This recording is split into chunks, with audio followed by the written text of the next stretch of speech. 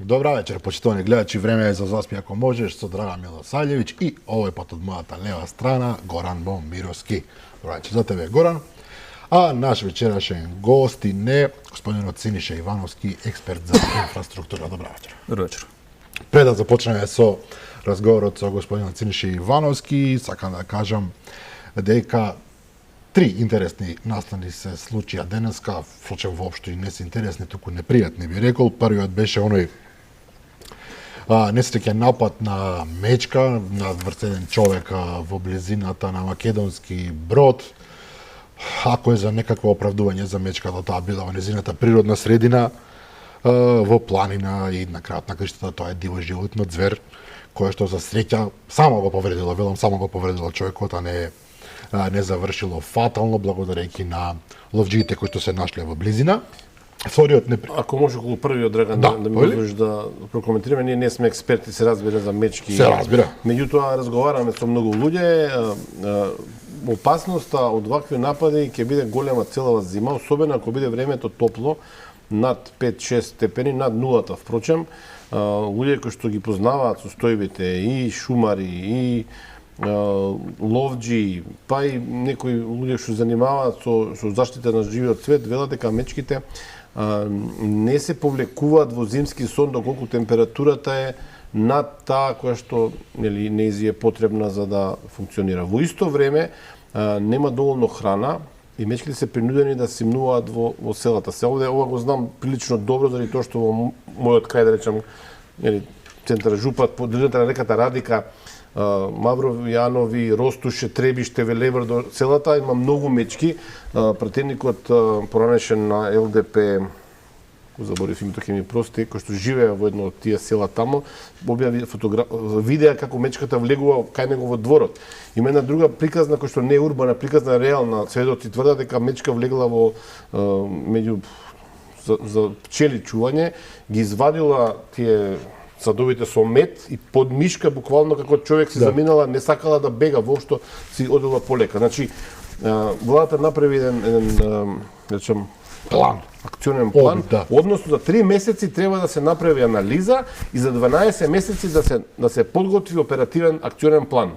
Што е вака малку чудно, ние во меѓувреме 12 месеци ние се мечките нема да чекаат. Што живееме во Скопје не е во опасност, иако и некои села во Скопско што се во близина на планински, на шумски подрачја и тие се во опасност.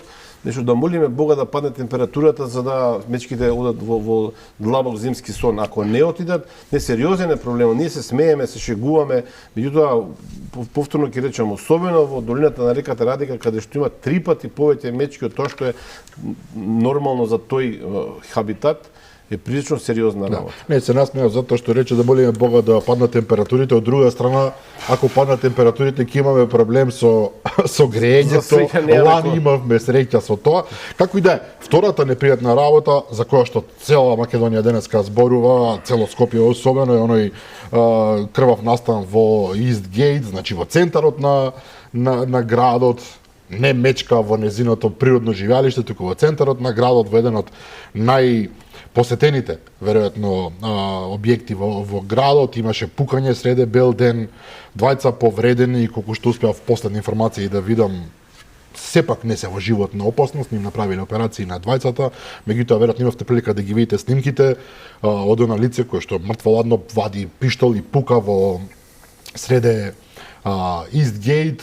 За среќа, велам, не настрадале случајните минувачи, меѓутоа повторно се покажува дека Скопје, освен што е најзагадениот град веројатно во светот, барем зимно време, станува еден од најопасните кога се во прашање криминалните пресметки. Интересно, министерот Оливер Спасовски буквално пред неколку дена се пофали дека и бандите од Грчец, и од Арачиново, и од Чаир се елиминирани, односно не представуваат веќе опасност за јавност, или како да го наречам тоа, за граѓаните, меѓутоа се покажува дека криминалците го наоѓаат својот пат. Во нормална држава Оливер Спасовски попладневак имаше дадена оставка и не само тој, целото раководство на СВР Скопје. Значи во Македонија има повеќе СВР, нели тие се регионални некакви спостави на МВР и Оливер Спасовски. Причините се многу едноставни. Последниве неколку денови има јавни закани за ова што се случи денеска, дека се случи на социјалните мрежи. И втората работа, за тие што можеби не знаат и не следат. Ист ваков напад во Истгејт се случува на 24 август. Врз истиот човек, 2 месеци што денеска нели е повторно пукано во него и неговиот пријател. Тогаш нападачите успеале со возило да избегаат цели 24 километри низ централниот дел на Скопје, да поминат покрај американската амбасада, не покрај владата, под Пластичарската улица, нели да избегаат до и оставиле колата која што е запалена кај езерото Треска.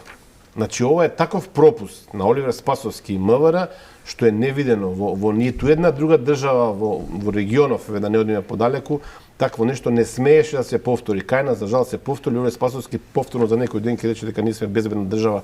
За среќа, и ова е малку цинично кажано, за среќа човекот што пукаше преска, го видовме сите на видеото, очигледно дека точно знаел во кого пука и за среќа немаше нели рафална средба, некаква стрелба за да страдаат и луѓе, меѓутоа на онаа снимка се гледаат двајца буквално кои што бегаат во тој момент, значи случајни минувачи апсолутно, кои веројатно имале среќа затоа што моментот се погода. Од друга страна и нападнатиот во кој што беше пукано на 24 август, интересно е што по 2 месеци повторно тој знаел дека на истото место се појавил и повторно е пукано во него. Тоа повторно ќе речам, одговорноста е целосна на МВР и на Оливер Спасовски. Срамно што дозволил да се случи за 2 месеци ист инцидент. Инаку се работи за лицето Раде Трајковски Штекли, познато е во Скопје барем, а човекот кој што пукал го има на снимки и ако не се лажам МВР објави фотографија со која што ги повика граѓаните, нели ако имаат информации да покажат, да пријават како и да е. Третата непријатна работа за која што сакам да зборам и тука завршуваме и продолжуваме со нашиот гостин. Всушност не е непријатна за сите, непријатна е Горан само за само би рекол. Анкетата која што излезе денеска, која што покажува дека она анкета која што беше направена заедно со претходната анкета која покажуваше големо водство на ВМРО ДПМН како некаков дуплекс, всушност не држи вода. Се зборува за анкетата на Фокус и наводно тогаш агенцијата Стратомер која што се посрамоти во неколку наврати. Тоа е нели посебна приказна. Овде ова анкета на ЦРПЦ, мислам дека се вика, центар кој што е многу интересна работа. Не велам дека е близок на СДСМ, но е прилично, да речам, наклонет кон една од страните во политичкиот живот во Македонија. Само за подсетување, пред локалните избори, истата агенција предвиде победа на СДСМ во Куманово, што се покажа подоцна дека не излезе точно победил Максим Димитриевски. Страшното е тоа што само 6% од испитаниците имаат многу позитивно мислење за Социјалдемократскиот сојуз. Тоа е неверојатно затоа што еве да земе претходната анкета 9% имаше кај Market Vision, тоа значи дека една третина од гласачите на СДСМ немаат многу позитивно мислење за Социјалдемократскиот сојуз. Тоа е нешто што не се случило во историјата на владењето, не само Македонија, во целиот регион, целиот Балкан, па и пошироко. Има таму и позитивно мислење, уште 8%, меѓутоа факт е дека ова е поразителна ситуација, затоа мене не ме чудат информациите што доаѓаат последниве денови до мене, дека најмалку 4 членови на владата поднесуваат CV-ја, односно биографии до меѓународни, регионални организации, институции, Обединети нации, така натаму си бараат работа. Тие точно знаат што ќе им се случи. Да. И сега преминуваме на разговорот со Синиша Ивановски. Верувам на ова се разбира мала локална шега, на радост на понежниот пол. Обично во ова студија, кога сум сам, јас сум најбав, кога е и Горан покрај мене, тука сум прво или второ место. Сега имаме едно скопско момче кое што нели излегува од друга категорија. Како и да е.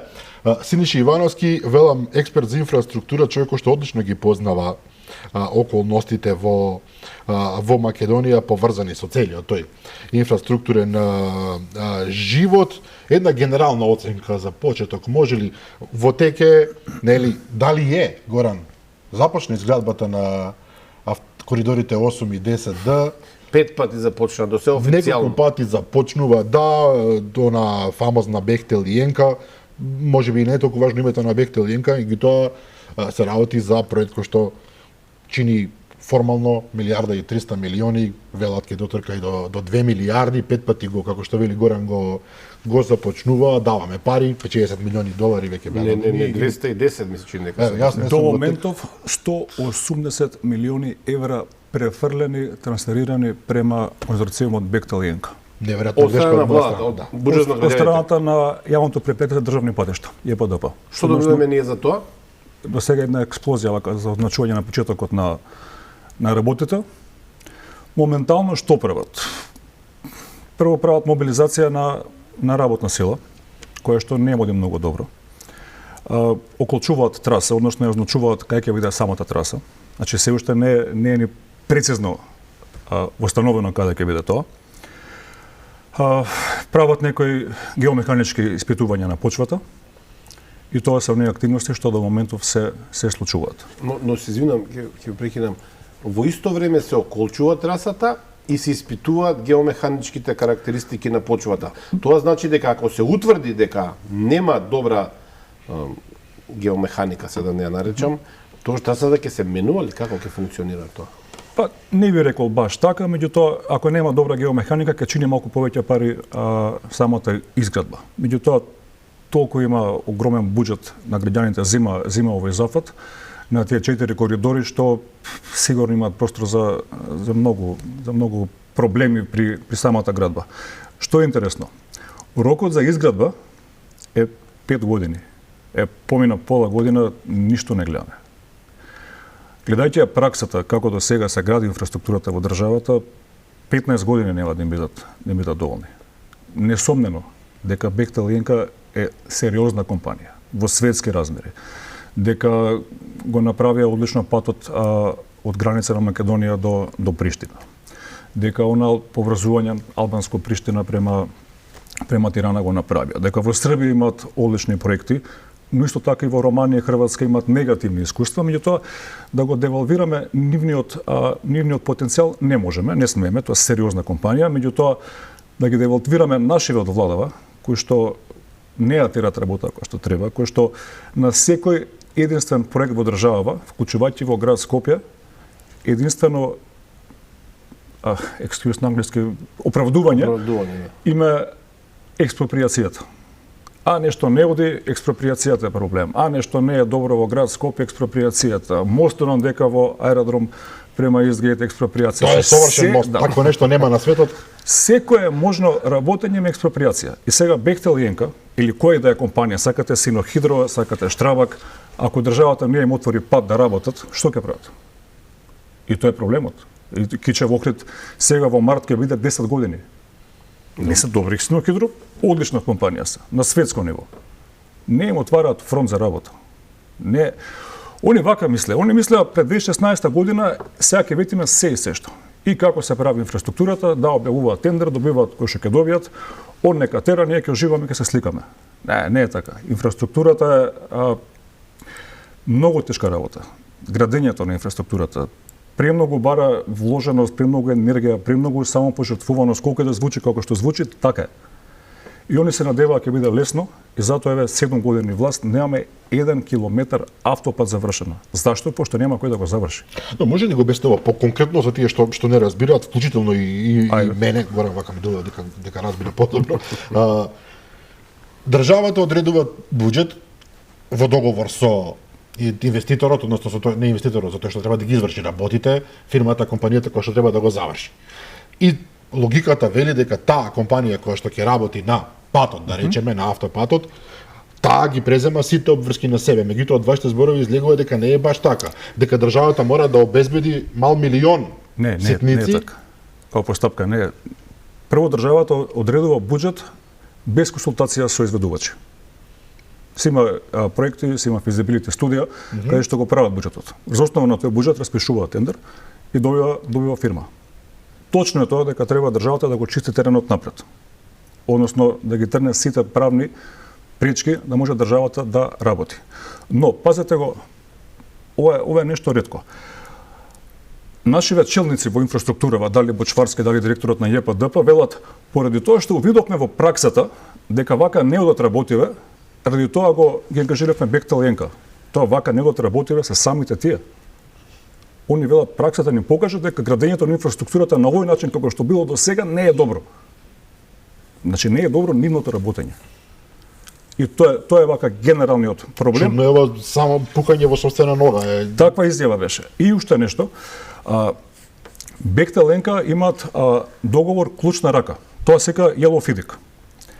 Во Јелофидик То се неколку, за да објасниме само, неколку начини на изведба на големи инфраструктурни. Има Yellow, Green и да не во случајов не е Јелофидик. Да, добро. Бехтел Ленка треба се да направат од проектирање до завршување. Меѓутоа во праксата на договорите на клучна рака Јелофидик, фирмата треба да проектира, да изведува до последниот момент. Што се случува кај нас? Овдека вели во договорот дека изведувачот Бехтел Ленка го најмува оној спешал контрактор што го викаат, значи тој е како проектантот, и ако проектантот направи грешки во проектирањето, и тие грешки во проектирање после се пренесуваат во работењето, пеналите од тие грешки ги плаќа државата. Тоа е неверојатно нешто. Секаде во праксата, тој што е изведувач, фирмата носител на таа работа, ако направи грешки на сопствен трошок, се ги коригира грешките. Овдека ние велиме слободно правите грешки, и тие грешки нека чинат пари на граѓаните, ние ќе ги платиме пеналите. Ова е нешто што досега не сме го слушнале. Те ексклузивно ви кажувам. Ова е прилично ексклузивна информација и би рекол фрапантна информација. Значи Бехтел Ленка, кој што ќе заработи 500 милиони евра повеќе од Србија, ја спомнате Србија преска. Во Србија имаше лимит, како српските власти видоа дека не се случува да работите како што треба, направија лимит и најскапата варијанта на автопатот, што со приближно иста големина како кај нас, беше 800 милиони евра. Не знам дали малкумина знаат. Но и таму и тендер имаше во Србија. Имаше и тендер, но и лимит 800 милиони евра, и во 800 милиони евра вие мора да го направите автопатот. И така српската држава се заштити. Овде не се заштитивме, 500 милиони евра повеќе плаќаме, и плюс ова што го кажувате сега е прилично, не знам како да кажам. Значи Бехтел Ленка, менаџерите на Бехтел Ленка може да најдат контрактор со кој што ќе се договорат намерно да се прават грешки, се ова е малку, не би сакал да верувам дека е така, но можно е, а грешките ги плаќаме ние, добро ве разбрав. Баш така. Може да направиме паралела, чисто ако сум во право. Вие дома повикувате човек да ви го уреди домот. Не човек, туку фирма. И таа фирма го крши подпорниот зид. И потоа, значи не сме да го скрши подпорниот зид, но го крши. Еве тоа е грешка, и потоа вие на ваш трошок треба да го направите, не фирмата. Така доаѓа. Ова е абсурд над абсурдите. Ова е само еден аспект од тоа колку се донесува државата во подредена состојба пред изведувачот. Еве, на пример, во договорите на јавното претпријатие за државни патишта и транспорт и врски, секаде гаранција на изведени работи е 2 години. Овде е година и пол. Зашто би намалиле пола година? Нема потреба. Реално оваа компанија која ќе направи автопат и 5 години не е проблем да има гаранција. Добри се, ги гледаме во Косово, ги гледаме во Србија, окей се. Меѓутоа, зашто би си направиле таков договор сами на себе, тоа е едно големо прашање. И уште нешто. За да има автопат, треба да има отприлика дневно движење на возила од околу 15.000 возила дневно. Во Македонија само од Тетово Гостивар има отприлика околу 17.000 возила дневно што се движат. Или во летно време кога малце сезона туристички, многу луѓе се враќаат во државата, достигнат до 22-3-4.000. Сите овие другиве, почнувајќи од Гостивар према Кичево, Требениште, Струга, Ќафасан, Прилеп, Битола, дали стига 4.000, 5.000, 6.000, 7.000. Тоа значи квијат не исплатили? Економскиот момент го немаме. Тоа Прилеп околу 4.600, така нешто е. Економскиот момент го немаме. Но ајде да велиме ќе го имаме политичкиот момент, па и историскиот, пошто автопати се прават еднашка за секогаш, е да го поминеме економскиот момент, да идеме со автопати, нека бидат автопативи, ама не се градат, цените се доста поголеми. Например, има еден тип на асфалт, се вика сплитмастик, кој што се користи на автопативе како најголем коефициент на издржливост и на отпорност. Тој е во договорот прилика некаде околу 10.500 денари. Тоа е асфалт. Кубик, веројатно. Од тон. Или тон. Од тон од асфалтот. Тој тон асфалт, сакате видите го било кој тендер во Македонија или во град Скопје, оприлика 5.000, 6.000, 7.000, 8.000. Еден тон. Збориме за стотици илјадници тони. Кај што цената би требало да е поевтина од така. Ако давате 200 тони и стотици илјади тони, сега дават некој објаснување, ама за автопата. Не, врска нема. Кога се произведува еден тон асфалт, на таа асфалтна база, нафтата е иста. Битуменот е исто, како врзно супстанца. песокот, ситниот песок или ризлата е иста. На асфалтната база, се вака звучи смешно, баш ја галја дали тој асфалт ќе се вгради кај мене дома или ќе се вгради на автопат.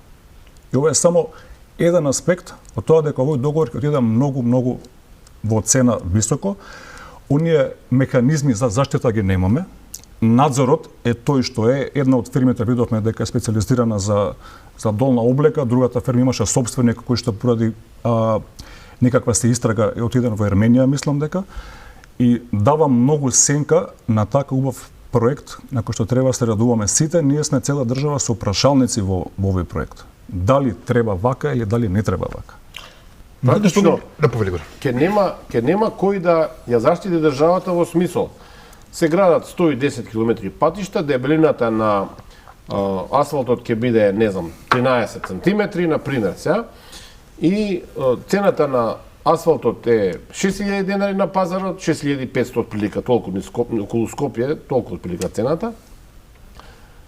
И не може никој да каже, чекайте луѓе, не можеме ние да платиме наместо 70-120 милиони евра, затоа што цената е многу пониска реално. Значи нема кој да ја заштити државата. И тука свесно некој направил систем каде што, не сакам да кажам дека Бехтел и Јенка ќе крадат, туку дека ќе заработат енормни суми кои што не би ги заработиле во нормална ситуација. Еве да бидам и реален малце и да избалансирам приказнава. Градежниве фирми кога настапуваат на овие јавни постапки на тендери, оние гледаат целата слика.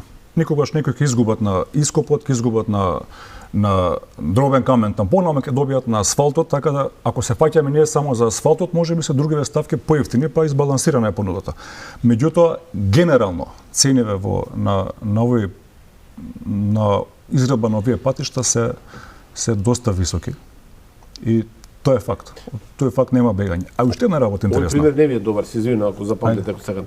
Затоа што ми се чини дека бесплатна експлоатацијата на природните минерали, односно на чакал и другите, нели, песок, така натаму, затоа што така во договорот стоеше. Дека бесплатно ќе биде, значи, еме бесплатно природните ресурси се бесплатни, еме овде се скапи работите. Како пример го кажав. Да, како пример, ама многу добар пример. И плюс, кога ќе се предаде објектот, односно автопатите, уште 6 месеци, Бехтел Ленка, добро се сеќавам, ќе има право да копа чакал, песок и така натаму и така натаму. Зошто би копал некој 6 месеци како ќе го изградите целиот автопат, освен за да продавате за своји потреби? Уште нешто. А зашто по македонскиве фирми што се во државава за експлоатација на природни ресурси плаќаат према државата, овие да не плаќаат? Ставаме во подредена состојба ако гледаме така. За во Бехтел Јенка за увоз на возила кои што требаат за оперативата, мислам дека се слободени од давачки. Да. Вие да купите едно возило 47% имате давачки на основната цена. Мислам дека и дизелот и бензините, енергенсите за овие возила и тие се ослободени од давачки. Одлично. Мене ме интересира следно. Во темата малку на поинаков начин. Дека постојат коруптивни елементи или сомненија за коруптивни елементи постојат, дека е направен договор кој што оди во прилог исклучиво на фирмата изведувач и тоа не го прифаќам, ама го разбирам. Меѓутоа вие самите велите, се работи за моќна способна фирма која што може да го направи тоа што треба да го направи, веројатно ќе го направи. Меѓутоа кога веќе сте се намачиле да обезбедите таква фирма, зошто и кога се можни, сомнителни коруптивни елементи, не тврдиме, зошто да не го завршите оној основен дел од вашата работа, како влада, како држава? Тоа не ми е јасно. Ако се договарате со некого и го имате целиот план, зошто да ставате дополнителен сомнеж, дополнителен проблем, само со неспособност, како да го наречам тоа, да го завршите вашиот дел од работата? Тоа не ми влегува во глава. Исто беше и за Синохидро. Зошто да не го завршат тоа? Еве нека украдат, народски кажано нешто, или многу, не се согласува Горан, знам, меѓутоа ни даваат на знаење дека нема да биде направено. И тој дел не ми е јасен. Неспособност е правиот збор што кажавте. И за жал се пресликува на многу нивоа во градбата на инфраструктурата, почнувајќи од град Скопје до државните коридори. И тука нема врска ни политика, ни партија, ни ништо. Како граѓанин, секој сака да види дека неговата држава се гради и оди во правилен правец. Ние, ако сакате на Скопје, ќе се префрлиме. Повелете. Скопје, еве го патот, булеварот Борис Трајковски према Драчево. од Усе према Драчево. Па последнава фаза се прави 4 години. Зашто? Поради тоа што не е експроприирано. Повторно истата експроприација, да. Ама ако е така, тогаш не почнувај да го градиш ако не си напишал домашна претходно. Не е само пушти ги фирми да не катерат и тие тргни застани на секој 100 метар, па нема ни 100 метра застануваат. Мостов што е кај Керамидница. Па таму имаше преку 100 куќи. И тоа е проект. Може да идеме една по една работа, ве молам. Ајде една. Мостов ми е особена славост. Шетавме таму со Драган и се радуваме на некој начин дека ќе има мост, нели, затоа што важен е тој дел. Апсолутно поврзување на аеродром со Гази Бара. Постојано. И кога видовме дека мостот е, како беше она, пат за никаде имаше. Па завршува никаде. Најпросто кажано, мостот завршува никаде. Почнува од едната страна и потоа доаѓа и сега има некакви бетони тамо, бетонски, како се викаат тие, плочи што и да се, затоа што од другата страна се куки. Значи, навистина, јас не се среќавам дека сум видел некаде во животот во Европа барем, Горан може си видел во Америка, ти не знам, место каде што пат или мост завршува никаде, односно завршува во нечиј двор, затоа што не им текнало тоа да го завршат на тој човек однапред, да му платат, да го тргнат. Експроприација е тоа, да го ослободи местото, да се оцели на друго место. А не еден човек, него велите стотици луѓе. Знаете зашто? Ова подсетува на еден филм српски, заборив името на режисерот, Лепа села, лепо горе. Убавите села, гора, да. Тунелот, кој што така не завршува никаде. Нема никаква функција. Направиле пат и тунел направиле за да се пофалат. Ова е филм, нели, и тоа кај нас е прилично реална комедија. За ова има објаснување. Мандатот почнува првиот ден, а не првиот ден на градоначалник, на функционер на било кој, а не првиот ден година број 3. Петре го почна Шилегов неговиот мандат третата година. И наближува изборите, и во немање на доволен број за Скопје капитални проекти, се рече за овој мост. Овој мост го разгледуваше Коца Треновски. Меѓутоа многу посистематично да се решаваат прво експроприациите, а после да се направи мостот. Заради тоа што од кога ќе направиш мост, од кога луѓето го гледаат мостот и дека знаат дека тој пат треба да поминува од кај нив дома, и знаат дека без нивната куќа нема да се случи овој пат, малку се поинакви нивните преговарачки позиции. Човек може да оценува. Исто право, заради тоа што го дават домот, што е најважното нешто, најсветото нешто, домот го дават. А друго е кога ќе се направи претходен разговор, ќе се договорат условите со некој, нема да можеш, па после земе гради го. Градбата е лесна, година, дена, 2 години. Експроприациите се тешки. Исто се случи кај мостот кај Сити Мол, кај Љубјанска, исто е на Борис Трајковски, а најдобро се е што во град Скопје има се на се 5 лица вработени да ги прават овие експроприации, од кои што имам информација дека дел од нив и го напуштиле тоа работно место. Значи се помалку од 5 може. Наместо тоа да не биде булдожерот експроприацијата, да ги поедноставиме постапките за експроприација, да бидат фер и коректни и према страната на тој што му се одзема неговиот имот, ние експроприацијата ни е збор за секоја неспособност. И се знае дека прво се решаваат имотно-правните проблеми, меѓувремено се проектира, се е спремно во низок старт, па после избери изведувач и тере го проектот. Сега ништо не прави, но некаде мост и во наредни 7-8 години ќе има мост, па тој мост му дал верба на некој да инвестира тамо, да прави згради во Керамидница. И има згради. И има, па истиот човек сега си има проблеми, не може да направи добар пристап до неговата инвестиција и тоа ланчано повлекува се поголем број на проблеми. За жал. Не сте политичар, не сакате да зборувате за дневна политика, меѓутоа морам да прашам. И знаете, вие работите прилично добро. Вие бевте директор на јавното предпријатие за улици и патишта во град Скопје. Така. Ги знаете, работите околу Скопје особено.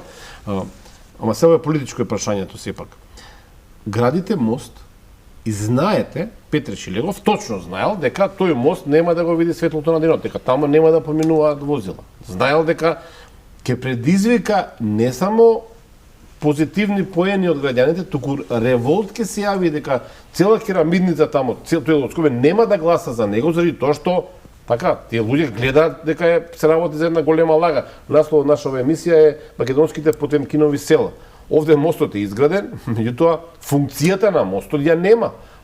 Зошто некој би се нафатил Петре Шилегов да влезе во таков ризик? Јас гарантирам дека неколку илјади гласачи против него гласа само заради тој мост. Затоа што Стој бил свесен дека мостот нема да има функција, сепак инвестирал, таму се инвестирали над 2 милиони евра ако не се лажам тендерот бил. Зошто би го правеле тоа политичарите? За да покаже проект за наредни избори. Еве направив нешто, направи на мостот. Но мостот нема функција. Добро, но меѓутоа советување дека во нареден мандат ќе се продолжи и ќе се заврши. Тоа е вака некоја логично објаснување зашто. Да, мене ми е крајно нелогично вакво нешто да се случи заради тоа што сепак нашите граѓани, македонските граѓани се исклучително паметни. Толку пати досега се измамени, толку пати се изманипулирани, то точно знаат. Ми се чини кога почнуваат политичарите да градат проекти, точно знаат дали нешто ќе биде во ред или нема да биде во ред. Особено кога гледате дека мостот што вика Драган има едни бетонски столбови тамо и не може да поминете никаде. Барем за туризам да го користиме, мост на љубовта да го наречеме, да ставаме катанци тамо. Не знам, неверојатни работи вака сега. Не знам вие како ги гледате, ама ова е. Мене за Скопје вака сега додовме од државна инфраструктура на градскава, меѓутоа пошто сум бил дел од локалната самоуправа, многу ми е жал. Како граѓанин, никако некој што представува инфраструктурни лични мислења, жал ме поради тоа што 6 години ништо не се случило во град Скопје.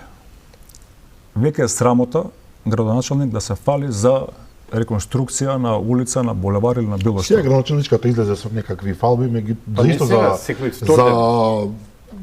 реконструкција на булевари, некој видов тоа. Тоа е секојдневна работа што треба да се случува секојдневно. И тоа нема за фалење ништо.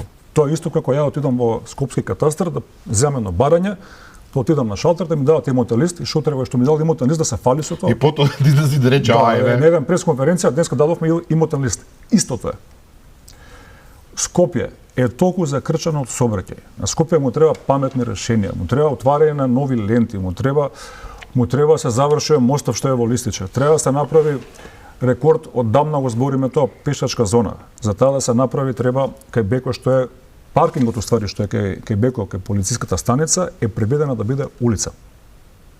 И дел од кај прозор што е кај Плейков и кај Кафичеве треба да се оземе зградата и да проложи тој покрај собрание на државата, покрај ГТЦ, поминува кај Ману мостот, кој што треба да се прошири за уште 2 ленти. И тука се прави уште еден круг, се затвара пешачкава зона. Не може само во програмата ветуваме ветуваме тоа да не се случи. Но тоа сакав да кажам дека предизборни ветувања имаше такви што ние очекувавме во градот, да не речам метро, меѓутоа и трамваи и не знам како беше на Рапид. Систем, не знам, требаше своевремено да се прават, не знам, тунели. Ако не се лажам, јас можеби грешам, меѓутоа зарем не требаше под ново отворениот мол да се направи доле подземен. Тоа е на Лимак е подземната. Меѓутоа го нема уште, не го гледам. Само треба да има и тие 95% го има завршено својот дел. Проблемот е сега во град Скопје. Треба да има кај железничка и бикачка еден кружен тек и треба да има кај Нова Македонија. Не да не е почнато, нема ни да почне убрзо време. Зашто? Пошто некој треба да земе да го сработи тоа. Треба да го спроектира, треба да види кои проблеми ги има повторно имат направни. И треба да се случи тоа. Че Лимак се спремни. Они од скоро 800 метра имаат ископано 795 што се вика. Ова информација не ја знаев. Им фалат уште 40 на метри да го дозавршат. Меѓутоа тоа ништо не може без ќе дојдеме пак со мостов аеродром во Газивало. Во празно. Исто е. Значи они се при крај треба да се направат двата кружни текови да има приклучоци за Лимак. Тоа е исто така. Па добро, толку јас сум сега збунет граѓанин. Јас мислам дека не е тешко да се направат кружни текови. Многу е тешко, не е дека не е тешко, се е многу тешко. Ама се нафаќаш за функција, па сработи за луѓе што се разбираат ова, не го правиме јас и Горан, туку луѓе што така се разбираат во таа работа. Така го намалуваме квалитет на живење на граѓаните на Скопје и на Македонија. Од вакви несовесни потези. Добро, но колку е тоа, сега не сакам да звучам претенциозно, но колку е тоа реално остварливо? Ние во Скопје сме навикнати да живееме во сообраќаен хаос, во состојба на бескрајни гужви, се знае од Сабајле од наутро од 6:30 до 9. Не излегува од дома или не знам од 3 до 5 не излегува од дома затоа што таму е хаос и некако луѓето имаат чувство дека тоа е тоа, дека вака мора да биде во Скопје. За жал не е така. Не е дека нема гужви во оние шпицови наутри околу 4 попладне. Меѓутоа може да се олеснат овие работи. Ние место да го олесниме, ни се случува беласи за мостов. Тоа е овој мост каде што имаше пожари, сега се пуштени по една лента. И ја лично во аеродром живеам, према центар гравитирам секој ден, и ја на тој мост не возам. Зашто не возам? Поради тоа што не сум добил се уште релевантно уверување дека е безбеден. Моето лично мислење дека тој мост е пуштен во употреба под притисок на јавноста поради тоа што се прави огромни гужви. А не дека некој, еве деканот на градежен факултет, чинам дека пред месец дена каже лично мислење дека не би го пуштал во употреба тој мост. Од другава страна град Скопје го пушта. Живот е во прашање за да ризикува некој. Искрено пуштени се по една лента од двете страни, меѓутоа пуштена е по една. И една лента. Иако дојде некој четворазповиднац камион од 25 тона, дали една лента или 3 ленти се пуштени, таа е тежината. Тоа е оптеретувањето. Се тука ме доаѓаме до друг еден момент. Ако луѓе што се релевантни, споменавте декан на градежен факултет или професор, не е важно. И вели дека не е сигурен околу целата работа, не тврди се, разбира, меѓутоа не е сигурен, а градот го пушта, ако не дај Боже дојде до несреќа, кој ќе биде виновен? Натака не сакам да размислам, пресериозно е тоа. Па пресериозно, меѓутоа тоа се објективни работи, објективни можности, еве, не. Затоа што знаете како, кога вие јас поминувам по тој мост, еве сега ме ставивте малку помисла, поминувам затоа што сметам дека штом го пуштиле, тоа ми е поентата за гледачите. Штом го пуштиле некој некаде доволно експерт, со доволно разум, заклучил дека е во ред. Ме разбирате? Логиката е таа. И јас ви одам затоа што му верувам на градот, затоа што и верувам државата дека нема да настрадам. Тоа е клучниот момент. А не сум само јас, туку се десетици илјади луѓе дневно. Тоа чувство на несигурност, за жал, расте се повеќе со се повеќе грешни политики према развојот на градот Скопје. За жал, пример, семафорите, зелениот бран не функционираат веќе полаго време. И тоа сме го виделе. Не функционираат. Покрај систем што е поставен за управување контрола на сообраќајот на европски рамки, што е истима тако во Виена, истима во Италија и во повеќе градови, не функционира ради ситници. Тој формално постои, но не функционира. Но не функционира на начинот на кој што е проектиран софтверски да функционира. Има барем 10 места каде што може да се направи уштедно исклучување према лево, према десно, да се намали сообраќајот. Да се зголеми проточноста. Не се работи на тоа. Ајде да тргнеме од базичноста. Дали во последниве 6-7 години било кој граѓанин на град Скопје видел оние малецкине гребалкине бобкетчиња што ги викаме дека се излезени на терен да санираат дупки. Дупки, основното. Шахтине се по 50 години стари. На толку многу укажувања дека треба да има современи шахти, дека ништо не се случува. Па дали удрил човек со кола во шахта или во дупка, него седно му е. Колата се крши. Ништо нема. Па гледате вие дека оваа година нема обележани улици во град Скопје. Тие се бележат секогаш летно време, ноќно време. Еве, малце на тоа, дајте внимание, кој ќе вози секој утре, нека види дали има една булевар, една улица свежо обележана во Скопје. Еве, тоа е безбедност. Пред влада видов пред некој ден, не знам дали го заедно бевме пред влада. Дојде делегација некоја па за него го направиле. Меѓутоа, зелениот бран морам да прашам. Бидејќи јас некако повторно како наивен граѓанин замислував дека некој негде седи на компјутер и тој зелен бран го регулира и едноставно пушта луѓето да поминуваат како што оди тој бран и потоа кога не функционира некој човек си мисли па тоа сигурно овој отишол на не е човечки фактор, значи пред секоја раскрсница има направени како јамки се викаат тие како X ке ги видите и тие имаат внатре одбројувачи на возила и бројат колку возила, во колку часот, во кој месец поминуваат. И согласно тие земени информации, системот создава, креира софтвер и програма на кој што ќе работи оваа крстосница. Интелигентно смислено, не спор. Многу интелигентно. Меѓутоа, тие се јамки што се кинат, се уништуваат при реконструкција, при некој градежен зафат, со самото користење треба да се менуваат постојано. И тоа се подразбира. И тоа не го прават. И во тој центар за управување контрол на сообраќајот, да, има луѓе кои што се тамо нон-стоп, односно барем не трета смена, и каде што кој има преголем застој, рачно го прават тоа, меѓутоа тие не се супермени. Има огромен број на раскрсници во Скопје, не може да гледаш во секој момент каде е проблемот, меѓутоа пак системски не се пристапува. Треба и тоа да се реши. Сообраќајот е доста битен. Ако јас секој утро и секој попладне заштедувам половина час од моето време за да стигнам до работно место или до кај да одам, тоа ше веќе подруго. Еден сегмент е времето на граѓаните. Второто е загадувањето. Вие кога стоите во место, испуштате јазерот моноксид веројатно од возилата и го загадувате, нели, животот на средина се загадува. Трошењето на гориво е трета ставка.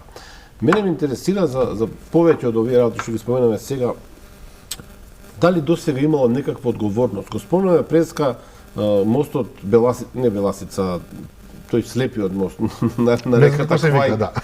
Не знам како се вика мостот. Знам дека е сино обоен, тоа знам. Да, мостот на Петре Шелегов. Рековме тамо, мислам дека околу 2 милиони евра се потрошени. Наши пари од граѓаните. Овој код беше од 5 милиони евра, 300 милиони денари. Не знам колку дојде после тоа на аукција, меѓутоа еве, да. Значи огромни пари во секој случај 2 милиони, нека и 5 милиони се огромни пари. Има ли некој што прави надзор, што прави мониторинг на спроведување на законите, на исплатливоста на проектите, на начинот на кој што се завршени работите, дали некој украл, дали некој не украл. Овој мост на Петре Шилдегов, за мене, искрено да кажам, е чист криминал. Вие велите предизборно ветување во ред, има некаква логика политичка, меѓутоа, ако излеземе пред јавното обвинителство, јас сум потрошил 3, 4, 5 милиони, 2 милиони евра и нема никаква функција тие пари. Кој е механизмот да ние го ставиме пред законот тој што ги потрошил нашите пари без никаква корист за граѓаните? Тој мост е направен за да проложи функција, да се дислоцираат оние куќи кои што се на патот и да го поврземе. Инаку тој булевар, од кај мостот продолжува на кај војниот базен во аеродром, на кај поликлиниката Јане Сандански, потоа се поврзува со Трета македонска бригада. Дел е направено, ова е најголемиот проблем што е. Одговорноста не знам кај да се донесе. Политичка граначалникот се ја сноси, веќе нема втора функција, меѓутоа новиот граначалник Данела треба да го реши тој проблем, експроприацијата и да го спои. Има такво поместување некакво. Не дека нема, се работи на тоа. Не велам дека не се работи, меѓутоа може се работи 15 години. Динамиката што е потребна е далеко од посекуваната во моментот. Не се случува воопшто. Или па да се случуваше 2 години ќе видовме некој поместување на терен. Меѓутоа што има, што вели Драган, бетонски тараби да се блокира сообраќајот тамо. Тоа сме го виделе. Морам да кажеме на работа што е лична, но и јавна. Ја последниве 10 години во мојата улица се вика порано Романка Скалиевиќ, сега се вика Охридски договор, 13 август, Охридски договор, постојано водат војни и со Коци Трајановски и со Тонија Кимовски, мислам дека ше граначалникот, не знам како се каже, заборави веќе граначалникот на Газибава, од ВМРО претходно, па потоа од СДСМ граначалникот, постојано на мојата улица 13 август, Охридски договор, да повторно едном се вика, беше раскантана. И сега бев надвор држава 10 дена и се подготвував да напишам повторен пост за граначалникот на Газибаба од ВМРО ДПМН. Бобан Стевковски. Меѓутоа, кога се вратив од странство, улицата се работи. Направена улицата кај тебе? Се работи, не е направено, се работи. И тамо со Боб Санка само некој да ходи и да лета. Драган, бил сме шетале тамо, значи уништени 30, 40, 50 кардани како ги викаат на возилата. Дупка не може да поминеш улица во Урбан, граница на урбаниот дел од Скопје. Планински масив е улицата кај тебе. Планински масив, да. Значи има и добри позитиви. Ја и за Петре Шелегов ќе кажам, оној булевар не знам како се вика, што оди од кај Пословенечка продолжува на кај Чаир на пример. Мислам дека тој го направи таму околу Порше. Таа улица, на пример, тоа не е негов, го доврши, да. Иако таму има еден страшен проблем, има муабети дека градските власти барале мито од некои од фирмите таму да им направи пристапни патишта, што е посебна причина за истрага. Да повторам уште еднаш прашањето од претходно го преформулирам. Ако јавното обвинителство влезе во целисходноста на потрошените пари на граѓаните, што ќе најде? Ќе може да се одбранат со политички некакви цели за трошење на нашите милиони евра? Видите, секој што троши буџетски пари има одговорност пред потрошените пари. Мислам дека Државниот завод за ревизија има обврска законска да го следи тоа на секоја институција посебно, така да кога тоа ќе бидат сите наред да ги видат трошењето на тие пари дали се целисходни или не се целисходни. Не е страшно мостот што се направил. Ако се продолжи тој мост и добија функционалност. Ако остане таков како што е сега, тоа ќе е проблем. Но Тука ако се вие, јас се отправа. инсистирам, ако вие знаете дека мостот нема да биде во функција најмалку 10 години, па извинете, ама тогаш нема да го потреба градите, што 2 милиони евра за 10 години ќе станат 10 милиони евра. Вие сте потрошиле пари, а нема никаква функција. Затоа велам, ама добре, ќе оставиме Втор на момент јавното околу лидерство. парите што сега ми паѓа на памет. Не импровизирам, меѓутоа вака ни паѓа на памет. Едниот спорен дел е таа вечна експроприација. Горан спомна делот со парите, јас спомнувам друг дел. Градот Скопје во случајов може да се вади дека нема поддршка од државната власт, дека нема средства и дека едноставно кога нема пари, што да се прави. И да и не. Зашто не? Поради тоа што сите градоначалници што се во општините во државата се генерално од ВМРО ДПМН, кој што е опозициона партија во моментот, па не добиваат од државата помош. Како што добиваат вели ни тие, Горан, да. таа општинска улица е направена во Газибава. Пречки имаат на секојдневни чекор при реализација на проекти, па пак ги прават. Обратно, пред 2021 скоро сите градоначалници беа од иста партија како и владата на СДСМ. Да. Тогаш одделија огромен буџет од околу 17 на милиони евра помош за општините.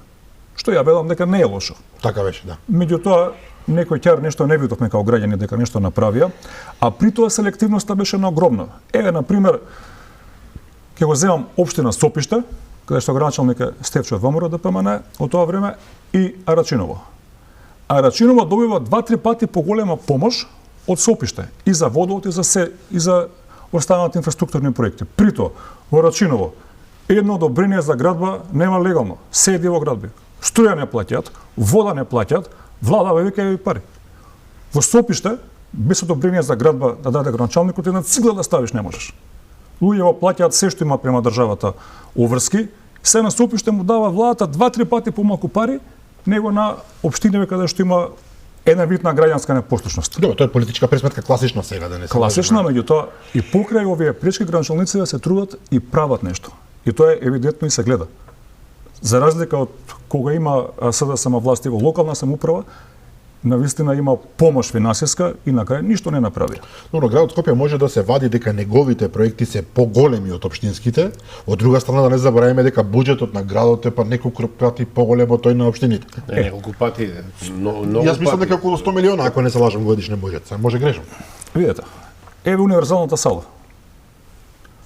Се Почна да плашам, се да гради. прашам за тоа. Почна да се гради, е застана со градба. Зашто дојде во конфликт градоначалничката на град Скопје Даниела Арсовска со министерката за култура, дали било исправно или неисправно градењето, дали имало ризик, не постоел ризик. Прво и прво, ни двете не се фактор што треба да кажуваат дали постои или не постои. Тука дали има ризик или не, даде мислење ИЗИС. Што за мене можеби единствената институција во држава каде што работи како што треба по максимални стандарди и прописи. И тие велат, окей, нека се продолжи салата, ама вие викат нека не се продолжува. Значи, постои една тенденција да се создава, креира проблем, наместо да се решава проблем. И ние не гледаме нешто капитално во Скопје. Не можеме како граѓани на Скопје да се насмеам, да ми биде мерак дека нешто се случило. Па се градат трговски центри, односно молови. А па Тоа е молот е инвестиција приватна. Можам да кажам да бидам реален, кеот на Петра е окей, добро го направи. Делува нешто фино, толку во 4 години. Еден кеј од неполни 5000 квадрати.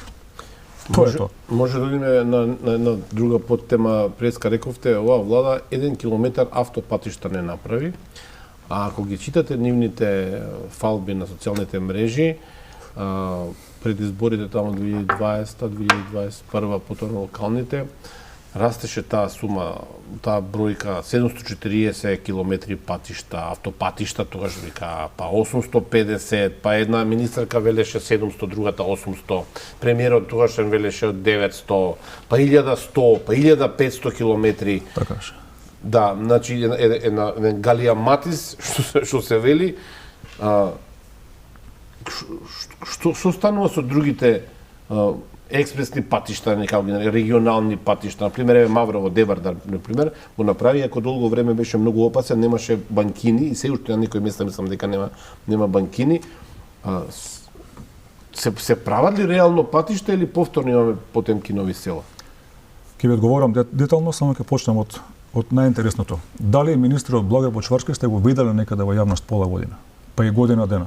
Никаде го нема. О, не, сега ви кажам, во година дена, пола година не, во март, мислам дека беше во Охрид и си замина од таму прилично во катастрофална ситуација, откако беше сериозно исмеван, понижуван на социјалните мрежи пред се од охриѓани, но и други луѓе кои што гравитираат нели кон Охрид, кога рече дека се работи на патот, дека готово ќе биде и даде ветување дека до крајот на оваа година автопатот ќе биде готов. Евака, за Кичево Охрид има 3 главни ваканекси.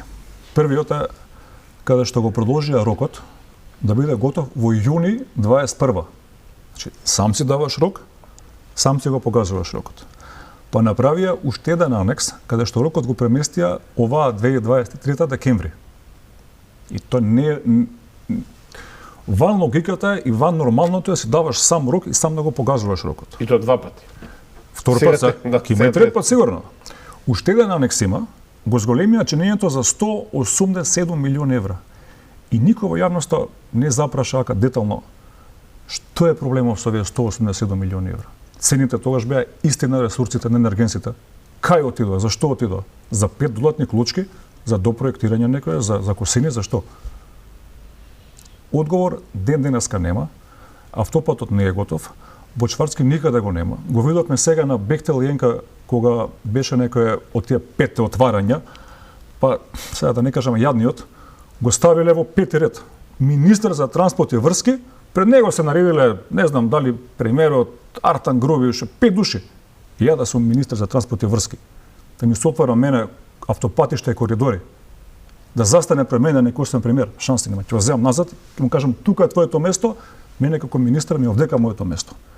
Меѓутоа Бочварски паметен дечко е. Знае дека неговиот удел во ова е нула, дека ништо нема сработено, па така срамежливо седи позади, се чека побрзо да помине времето, да се иде во канцеларија и таму да се остане до крај на мандат. Ништо нема сработено. И би сакал да ги отвориме железниците како тема. Да, ќе дојдеме до тоа, ќе дојдеме и до тоа, но само сакам да прашам, една од вадењата на се уште актуелната власт своевремено околу патот Кичево Охрид беше дека таму е промашена трасата. Така беше. Дека не знам, таму се утнале. Тоа беше. Кинезите што градат автопатишта под море.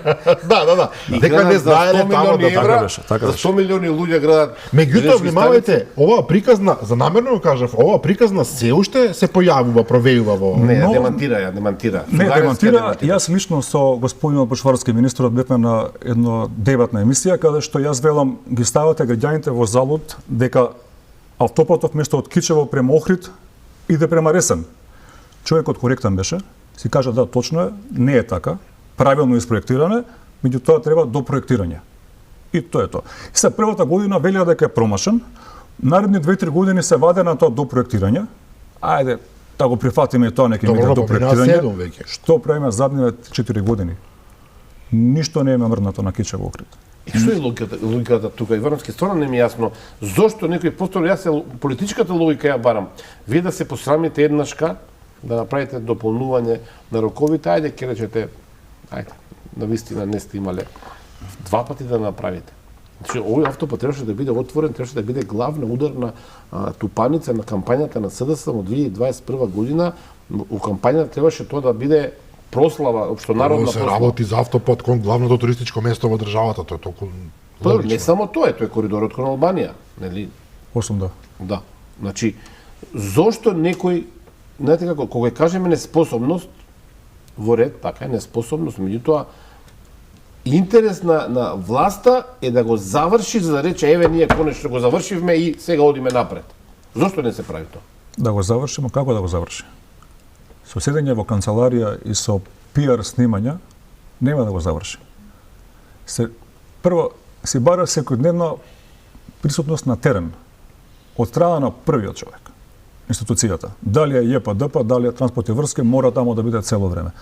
Буквално да виси на глава, да ги знае проблемите од прва рака и да направи еден состанок да ги свика сите одговорни да го решава проблемот. Дали било дислокација на кабли, дали било далноводи, што и да е да го решава проблемот.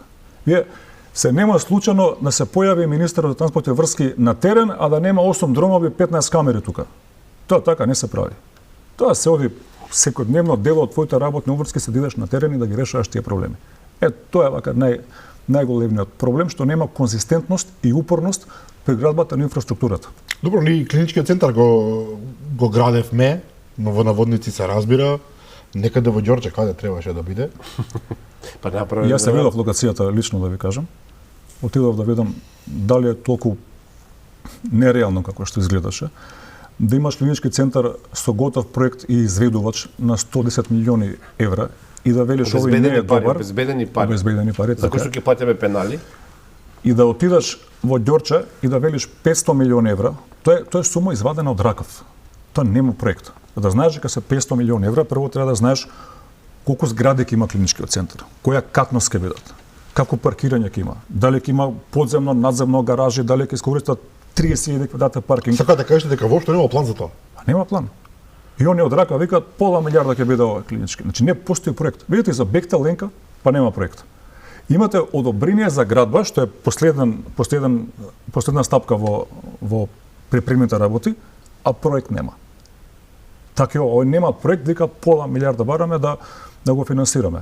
И 4 се сменија министри од прв до последен, сите иста приказка, клиничкиот го немаме. И никому ништо. Најинтересниот дел во одговорноста е никому ништо. Вие ветувате нешто, без план или со план, како и да зборувате дека ќе го има, во еден момент прекинувате да зборувате дека ќе го има и никому ништо. Завршува приказната. Некој века ќе се најде, ќе каже, луѓе, бе, што правите, не бидна така, меѓутоа се си останува во принцип било па поминало. Еден човек треба да ги засука ракавите и да го направи тоа. Треба некој да ги засука тие ракави, да ги обезбеди сите инфраструктурни поврзувања таму. Дали ќе има грејење на градско парно, дали ќе биде со соларни панели, дали ќе биде со газ. А зашто велите еден човек? Еден човек треба да ги бутка работите. Еден човек на место. На место. Некој министер, вице-премиер за економија, премиер, не е еден важно. домаќин човек што викаме ние човек од стара мајка буквално, да земе да го сработи тоа. Да ги нема на совест и на грб сите луѓе што се жртви на пропусти во здравството. Да обезбедиме подобро здравство на граѓаните. Господин Ивановски, идејата заради моето претходно прашање беше: ако го направиа тој фамозен клинички центар, ако го направиа Охрид Кичево или Кичево Охрид, и уште еден-две од тие ветувања. Гласа према Косово, и тоа е тако. Јас давам глава дека на следните избори ќе добиеја многу посериозен број на гласачи колку што ќе го добијат објективно според сите мерења сега. Мислам, ова е работење сами против себе, не дека ги нешто ми е жал, меѓутоа тоа е баш така. На крајот на денот тие се избрани да ги представуваат граѓаните и кога прават нешто треба да видат кои бенефити го имаат граѓаните. Нивното бирање или не бирање на избори е второстепено, третостепено. За нив е првостепено. За нив е другостепено, нешто друго. Тоа е проблем. Тоа сакам да кажам, имало планови, имало многу конкретни планови за сите овие проекти што ги зборуваме, но за жал не се во правец на граѓаните. Мене ми е малку страв. Да, време е за вести, многу интензивен разговор. Само една минута. Ми е страв ово што зборувате сега и ние ќе ве прашуваме околу Блаце Косово, 2 километри, нема да кажуваме детали се уште, и железницата. Мене стварно ми е страв дали воопшто треба да разговараме за железницата. Ќе разговараме, да, но ние со разговорот наш ќе избркаме уште 500 луѓе од државата. Откако во Бедоа, јас знам дека Битола Скопје возот од сега понатаму ќе поминува еднаш дневно. Чекай, да не зборуваме. Да, ајде. Пред рака да не зборуваме. Време е за кратките вести, а потоа се враќаме на разговорот со Синиша Ивановски, експерт за инфраструктура.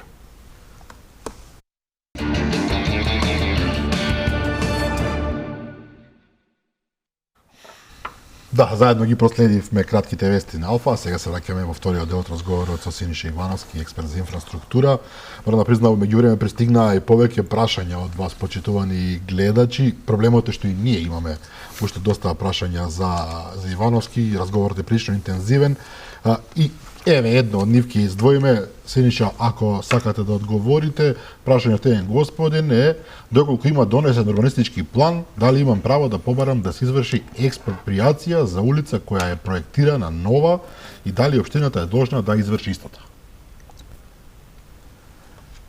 Па ако нема план, не може да има експроприација. Значи, планот е основата на сите наредни действија. Дали било која општина ќе пристапи кон експроприација или не, зависност одлука на градоначалникот, дали има потреба некаде да се реализира улица или било што, да се направи таа експроприација. Така да планот, дали е локален план, дали е ДУП, било што е основата на било какви активности на било кое населено место. Тоа значи дека има право да побара човекот секако, меѓутоа дали е општината должна, тоа е веќе друго. Тоа е веќе на самата администрација на општината нивна одлука. Пред да одиме најболната тема железницата, накратко Блаце Косово 2 километри 28 милиони евра и веќе се кради петта година или четврта сигурно. Неколку пати се сликаат таму Бујар Османи, Артан Груби, Али Ахмети и низа директори од ДУИ. Обично таму се сликаат директори од ДУИ или представници политички од ДУИ. Не можам да разберам, па на раце да земеме да го правиме ние тројца тој пат 2 километри со лопата да мешаме малтер и бетон ќе го направиме Ивановски. Инаку рокот им е продолжен да го завршат сега, пред нова година, 31.12. Ни тоа нема се случи. А претходно они почнаа да го градат, па тој е стар проект, 20 на години. И меѓувремено таму изникнале некои индустријски објекти, гробишта изникнале. Се почнуваат да прават и велат проектов нечини. Па на самите тунели проект за вентилација, се смениле стандардите, поново го испроектира. Некаде 2020 година избра изведувач. И еве сме 3 години, 2 километри да ги направиме не може, како држава. 28 милиони евра, мислам дека е последната сума, по 14 милиони евра километар, па извинете, ама Ранковци Штип, така не, Ранковци, Рафинерија, Миладиновци Штип, 4 милиони евра, проектиран на 5,4 милиони евра за километар, а последната сума, го кажам неколку пати, што е фасцинантно, ретка ситуација каде што ние сме платиле помалку од тоа што било проектирано. А за тоа има процес траекторија, каде што се гонат луѓето што направиле практично пат за помалку од проектираното. Но, настрана тоа, 14 милиони евра е 10 милиони евра повеќе од Миладиновци Штип. Пошто ние сме многу богати како држава, па толку плаќаме. Еви Косово плаќа 11,5 милиони евра за километар. А овие сиромашниве, скандинавцеве, например, во Данска, 1 километар чини 5,9 милиони евра. Сега, данциве плаќаат 5,9. Хрватска, например, 6,7. Словенија 7,3. Данска е четврта најсилна економија во светот. Да, ние ака плаќаме околу 12 милиони со објекти ленка ќе плаќаме за километар. Видете, и пак да бидам реален. Не е исто километар автопат направо и не е исто да има виадукти, да има мостови, тоа зголема по 2-3 пати. Значи, меѓутоа пак се зема некој просек. Секаде има виадукти, секаде има мостови, секаде има тунели, така да некој просек бега. Значи, Данска 5,9, ние овдека на Балканов, Македонија 12-14. Но не заборавете, згорите просек, каде што Битола Прилеп не може да биде повеќе од 2-2,5 милиони евра. Ни мостови има, ништо нема, ни тунели има, рамница само да се бетонира, да не речам сега, да не симплифицираме. Тоа значи дека некои од овие патишта ќе бидат по 20 милиони евра, ќе бидат по 25 милиони евра сега. Тоа е нешто што го нема. Некаде ќе бидат 20, некаде ќе бидат 2, па се зима некој просек и пак ќе дојме до 12-14, што е премногу висока. Неверојатно. И одиме на железницата, тука сме први во светот. Сака да кажам, не сум рекол случајно, Данска е меѓу 5 најсилни економии во светот, односно најконкурентни економии во светот. Ние сме 2 пати побогати од данците. Не оди лошо, воопшто почитувани гледачи, одиме супер. Да се фатиме за железниците, во Данска исто така имаат убави железници. Имаат во западниот свет, тоа е веќе нормално, меѓутоа кај нас возови, ако воопшто има, возат со брзина на светлоста. На конјска запрега, не знам. Намерно го спомнав оној момент со возот Скопје Битола, беше објавено дека еднаш дневно само ќе поменува, луѓето се тепаат мемиња на Facebook. А има ли ќе тргнува са бајле во 7, стига наредниот ден во 7, 24 часа. На времето имало едно вовче, тоа го памтат старите скопјани, од Ѓорче, како не се лажа модело, до Охрид, и прочитав, ако одите во паркот во Ѓорче, пишува 21 час патот. Епа, да се вратиме на тие времиња. Реалноста, да се вратиме во реалноста. Јасно е дека состојбата со железничките пруги во Македонија е лоша. Железачарите постојано штрajкуваат, возови нема, а постојано ни се најавува нешто. Сега уште малку ќе направиме, сега уште малку возови ќе тргнат од Унгарија преку Србија кон Македонија и така натаму и така натаму. Каква е вистинската слика? Прво, во 1825 година Джордж Стивенсон се вика, човекот што измислил првата, што опуштил првиот возовод. Пред 198 години. Со 25 км на час. Тогаш, пред 200 години, сега идеме по 20. За Битола Скопје, во принцип тоа било најфреквентната, од секогаш, најфреквентната линија во железница кај нас. Ај што го кина оној традиционален воз Пелагонија пред 3-4 години. Дали знаете зашто има само еден воз од Скопје до Битола? Не е верна причината. Тркала немаат. Тркала немаат, да, нема тркала. Значи, не го велам ова пародично, не го велам со цинизам, тркала немаат. Заради тоа што во одржувањето на нивната флота не набавиле на времено тркала. Еве, веруете ми дека овој воз од Скопје до Битола за недела две и тој ќе го нема. Тркала немаат. Не предвиделе. Да е уште пострашно се, возот од Битола према Скопје трга наутро во 3 часот и 15 минути. Значи, некој од Битола, за да стигне до Скопје, треба да стане во 2 или пред 2 часот, или да не спие воопшто, да дојде во 3 сат, да тргне према Скопје, да патува 3,5 часа, да стигне овдека 6 и нешто. Нема 3,5 часа, не верувам дека може да стигне 3,5 часа. Од прилика толку. Не толку би требало да биде. Би требало околу 2 да биде нешто. Некаде се движи 45 на час, некаде 20, некаде 30. Но потоа се расипуваат возовите, па трае патувањето. Од Скопје према Битола, истиот воз, во 2,5 преку ден.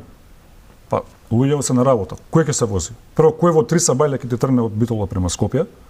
Второ, еве, и да не оди никој на работа, да има потреба до клиничкиот центар. До 2,5 нема да заврши ништо. Но вие гужви, но вие безредие во здравството нема да го заврши ни тоа. Однемање тркала. Од тој тамошно неодржување што го мисли, што го мрзи да седне да испроектира колку ќе му требаат во оваа година резервни делови. Од 6 комплета кинескиве што стигнаа тогаш, 2 се само во функција. Само 2, еден дизел, еден електро. А уште нешто.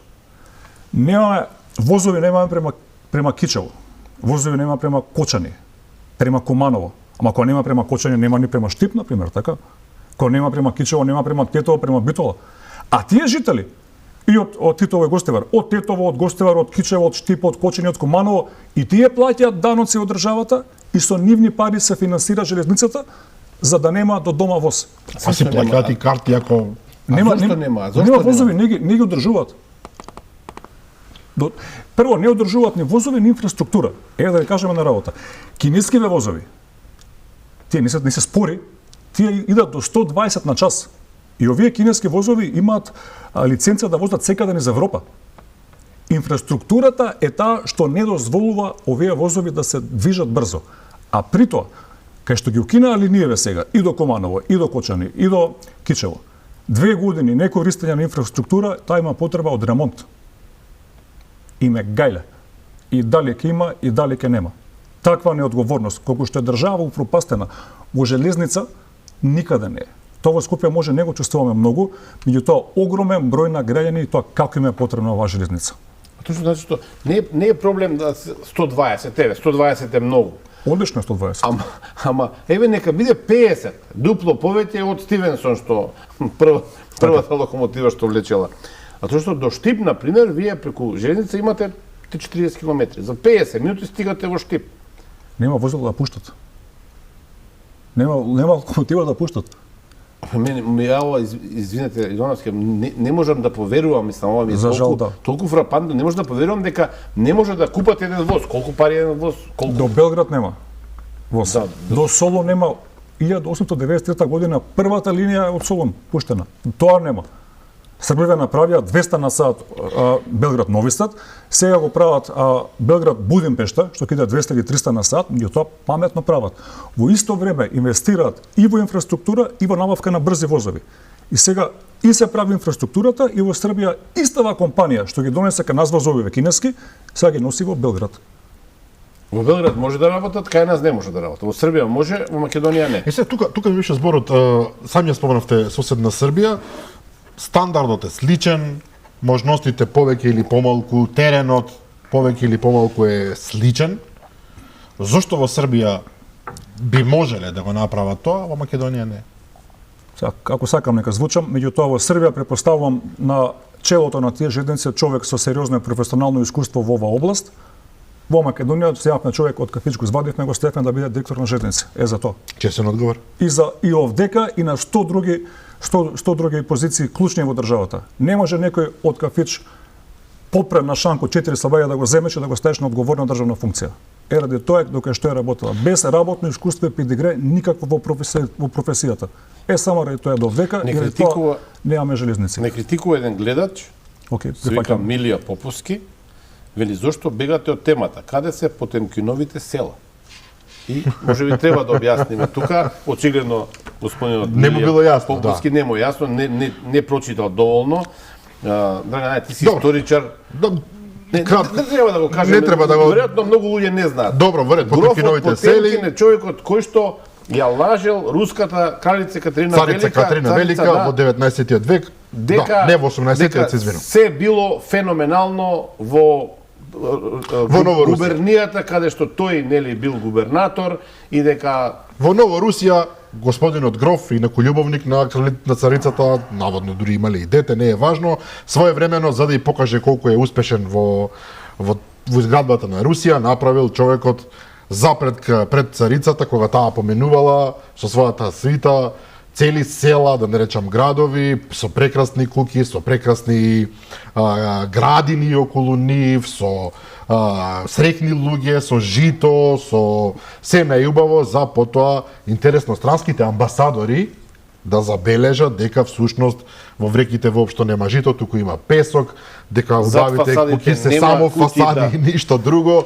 дека дури и луѓето биле носени од едно на друго место само да ја поздравуваат царицата и Потемкиновите села се практично символ, израз за нешто што воопшто не е изградено, а некој се прави дека го изградил. Ако оваа асоциација не е доволна за Македонија, мислам дека... Значи, ако ги читате тоа што постовите на социјалните мрежи на владата и официјалните соопштенија, ќе помислите дека во Македонија возовите одат со 300 км на час, ќе помислите дека автопатиштата се секаде направени како што треба согласно стандардите, ќе помислите дека се функционира и затоа е таа алузија на Потемкиновите села во Македонија. Ништо не е така како што изгледа на социјалните мрежи, особено кога тоа го пишува власта.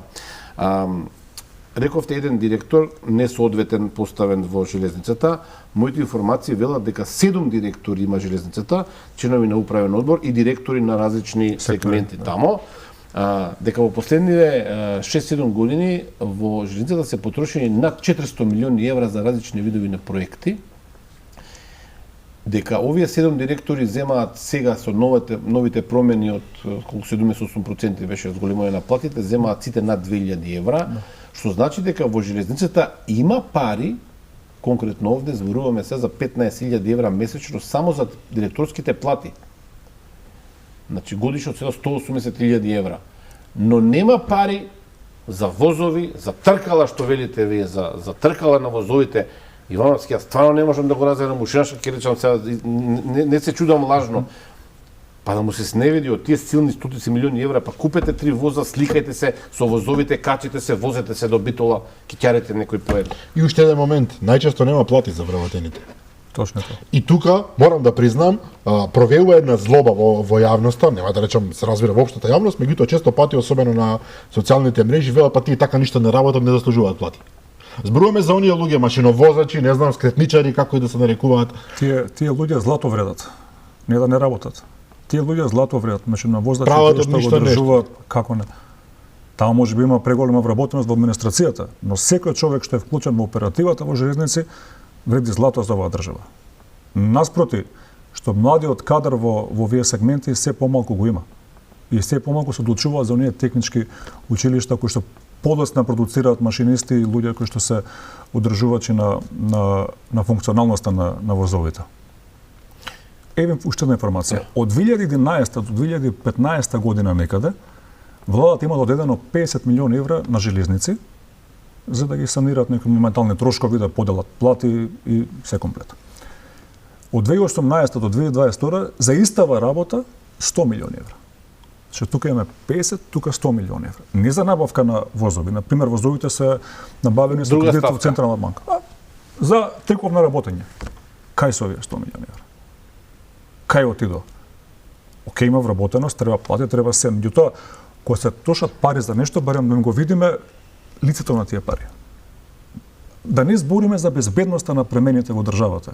Ниту сигнализација звучна, ниту светлосна, ниту физичка со рампи, значи страшна работа. Ако нешто е руинирано во оваа држава, тоа е железницата.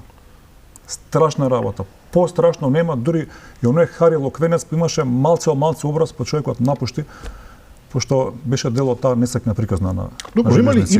има ли реално решение? Во овие околности очигледно не. Самиот рековте начинот на кој што се произведуваат кадрите, кои што ги решаваат проблемите, во наводници ставено, меѓутоа има ли решение? Железницата е скап спорт. Ако не се лажам, Да, но и еднината. Секаде еднината. Дури кинезивен џабе со нивната иницијатива толку пари не внесуваат и во Европска унија и во сите континенти. Заради тоа што зелениве се секаде појаки во светов како движење идеолошко, оста нашиве, тие се други зелени. добро. И ќе се инвестира се повеќе во железница, а се помалку во авиотранспортот, поради тоа што многу загадуваат и тие. И звучно и воздухот. Да, така да тоа е еднината. Особено претпоставувам не толку во патничкиот сообраќај колку во товарниот. Се повеќе се збори за либерализација на железницата. Прва работа. И во Србија ја либерализира, меѓутоа државната ја направија сериозно силна за да биде еднаков конкурент на приватниве. Кај нас желбата, борбата на приватниве да влезат во товарниот сообраќај. Таму е условно кажано, се парите да, а не е атрактивен и патничкиот сообраќај, што тој генерира загуби во моментов. И нормално генерира загуби пошто нема кој да се вози, пошто е неатрактивен, споре, доснат возовите, не има возови. Значи државата за да отиде понапред во овој сегмент, прво мора да направи силни државни предпријатија и инфраструктура и транспорт, па тогаш да се либерализира тој пазар, па да одиме да се бориме за подобри услови. Кога има либерализација, прво ќе почнат ќе даваат секаде ќе има Wi-Fi, ќе има подобри возови, значи ќе има еден вид на борба напревар за подобра услуга за граѓаните. Но вака со натрупување на администрација, таа железница порано некој профит генерирала продажба на карти. Сега нема возови, нема линии, од што да генерира? И доаѓа на терет на државата да ги префрла овие, кој што рековте, 400 милиони евра, наместо тие пари да одат во училишта, во градинки, во болници, во ред други работи, буквално фрлање во воздух тие средства. Заради немање рентабилност. Добро, вака за пластично да и мене ме интересира, колку пари еден воз? Од прилика имаме ли представа? Се работи за десетици милиони евра или за милион, два? Десетици милиони евра. Десетици милиони евра. Но... Еден воз, бориме добро опремен, среден воз. Како кинески нешто бе. Значи да се возат 100.000 луѓе годишно, ќе се вратат тие пари. Сакам да кажам, исплатлив е бизнисот, не апсолутно. Нели и побрзо стигате со возовите. И да има загуба, ќе има нека мала загуба, но она што е најважно, помагате на огромен дел од граѓаните во Македонија да се движат нормално, да функционираат. На овие патарини скапи, на скапи горива, кои што поскапуваат се повеќе, возот е идеална опција за транспорт. Идеална. Меѓутоа им ја оневозможуваат. Особено заради тоа што кај нас системот на фреквенција на граѓаните е не знам, ајде да споредам со Берлинца, во Скопје секојдневно доаѓаат илјадници луѓе од Штип, па и од Кочани, од Велес особено, од Кичево, Тетово, Гостивар, значи доаѓаат секој ден десетици илјади луѓе кои што нема потреба ниту да трошат за патари, ниту за гориво, ниту да ја загадуваат животната средина. Значи идеално е да се инвестира во возовите, меѓутоа за жал или можеби има нешто што ние не знаеме, има некаков друг план и друг ќар. Уште еден многу интересен момент, ама само ќе го нафрлам тука, неодамна дознав викендов во Охрид дека се укинуваат 5 авиолетови, сега ова е не инфраструктура класична, ама се укинуваат 5, а на тие што стануваат субвенциите од државата се скоро двојно помали од скопските.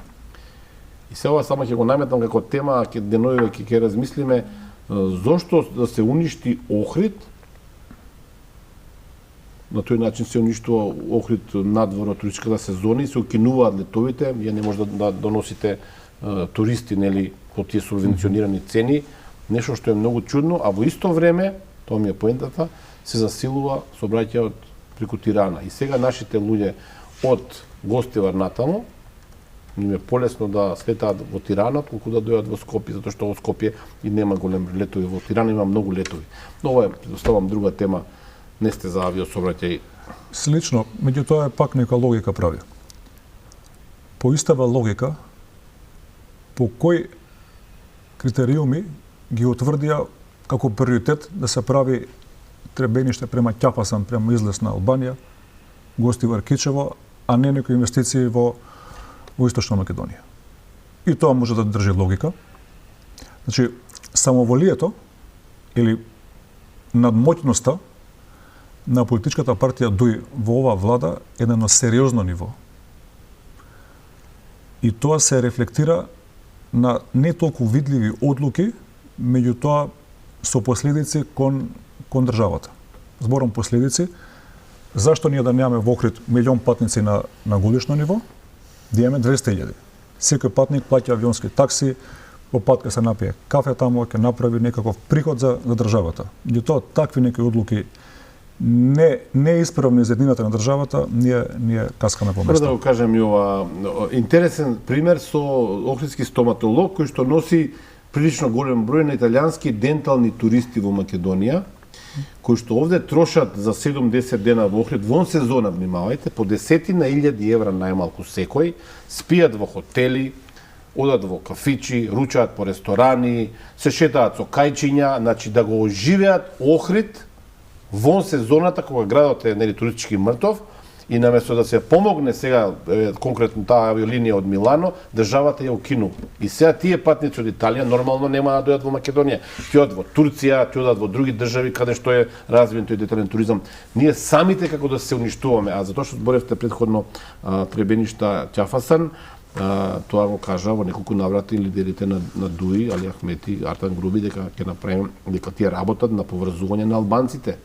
Тие не ги интересира за Источна Македонија кочани, но ова е друга тема. Стогаме сосема до крај, помина веќе полнок, што значи дека е возможно да поставиме едно еротско прашање, имено делот од пругата што толку многу го фалеа од Македонија кон Бугарија. Ова е за после 18, за после полноќ 18 години, поради тоа што и самата фирма турска што моментално го прави, ја прави таа делница и треба да е готова некаде од 2027 година, се подложни на непријатни работи кои што велат им се наметнува кај кој адвокат додат за некои работи, кој што им наплаќа поскапо, кој да води кујната, кој да го врши транспортот. И од такви работи нивните маневрски способности се намалуваат и може да ни избегаат, како што ни избега преходните изведувачи германската Вибе, како што избега шпанската компанија на градско Прилеп, од премногу, да не кажам мешање, меѓутоа еден вид на сопки и пречки во работењето. Тие беа доста амбициозна компанија, турската и се уште се, верувам ќе имаат успех, меѓутоа и од нивните неформални разговори со луѓе делот од таа компанија кажуваат дека со некои вакви, не кажам простачки работи се сретнуваат, наместо ние да буткаме да се поврзаме со коридор 8 со Бугарија. Наша корист. Ние гледаме кој да ги преплеска вицене во кујната. Тоа е сериозен проблем. Тоа значи дека ќе почекаме на пруга за Бугарија. Синиша Ивановски, благодариме за вашето гостување. Благодарам исто. Почитувани гледачи, тоа беше се за вечерва, 12 часот 4 минути, во 15 часот непризнато издание на оваа емисија, а во 22:30 повторно ќе ви се јавим јас и Горман Мировски со нови гости. До тогаш пријатно.